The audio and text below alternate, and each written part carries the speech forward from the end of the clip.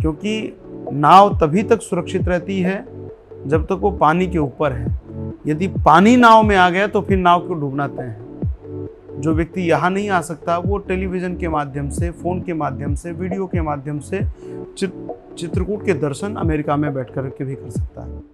चोर के हाथ में जो ब्लेड होती है वो समाज के लिए घातक, क्योंकि उससे वो जेब ही काटेगा।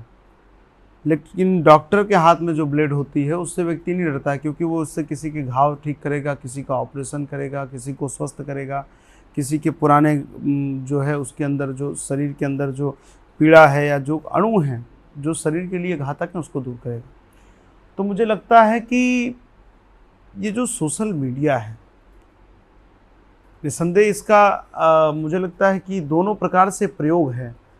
आज जो व्यक्ति यहाँ नहीं आ सकता वो टेलीविज़न के माध्यम से, फ़ोन के माध्यम से, वीडियो के माध्यम से चित्रकूट के दर्शन अमेरिका में बैठ कर के भी कर सकता है।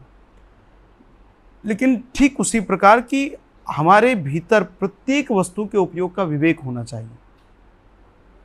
आप देखिए, किसी बच्चे ने एक बार अगर मिर्ची खा ली हो, उसको तीखा लग गया और दोबारा उसको मिर्ची दीजिए, कभी नहीं खाएगा वो, क्योंकि उसके अंदर विवेक जागृत हो गया है।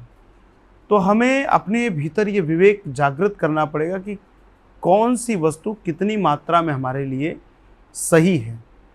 तो हम आज यही परिस्थितियां हैं कि रियलिटी में न जीकर हम रील की दुनिया में जी रहे हैं। हम दर्शन पर विश्वास नहीं करके प्रदर्शन पर विश्वास कर रहे हैं। तो मुझे लगता है इससे बाहर आना चाहिए और इसका उपयोग करें, उपभोग ना करें, क्योंकि नाव तभी तक सुरक्षित रहती है जब तक वो पानी के ऊपर है। यदि पानी नाव में आ गया तो फिर नाव को डूबना तय है। हम कुर्सी पर बैठे हैं तब तक ठीक है, कुर्सी हमारे मन में बैठ जाए फिर पतन होना निश्चित है। तो उसी प्रकार बीच में आप देखिए, कोई एक कौन सा एक व्हेल करके कोई एक गेम भी चला था, कितने बच्चों ने, ब्लू व्हेल, कितने बच्चों ने आत्महत्या की, कितने बच्चों ने, वो टास्क मिलता था उसमें अपनी नसों को काट लिया, कितने छत से कूद गए।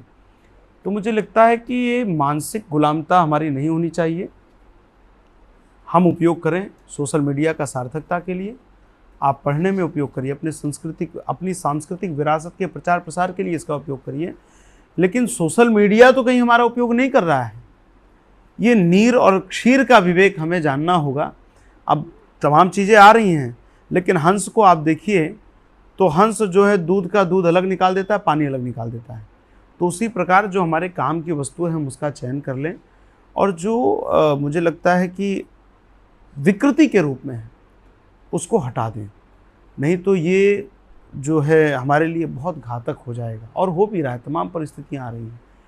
तो मुझे लगता है कि माता पिता को भी ध्यान देने की आवश्यकता है, और सरकार भी कुछ इस प्रकार के जो कंटेंट हैं उनके लिए भी सरकार को चाहिए कि बहुत सख्ती के साथ कानून लाए कि जो कंटेंट हमारे बच्चों के, हमारे युवाओं के मन को विकृत करे, इस प्रकार का कंटेंट बाहर ना पाए। जैसे OTT इतना नियंत्रणहीन हो चुका था कि चाहे जो वस्तु आप देखिए OTT पर आ रही थी, कहीं भी गाली का प्रयोग हो रहा था, कहीं किसी तीर्थों की छवि को धूमिल करने का कार्य हो रहा था। लेकिन अब सरकार OTT पर भी अपना नियंत्रण लेकर आ रही है, OTT के लिए भी सेंसर बोर्ड ला रही है। तो उसी प्रकार एक सोशल मीडिया के लिए भी एक आयु निर्धारित होनी चाहिए। एक किस प्रकार का कंटेंट समाज के लिए उपयोगी है, इस प्रकार का ही कंटेंट प्रयोग में आए, ऐसा मुझे लगता है कुछ निर्धारित करना चाहिए। तभी ये हमारे लिए सार्थक होगा। नहीं तो तमाम ऐसी घटनाएं रही जिसमें लोग अपना जीवन विनाश की ओर लेकर जा रहे हैं।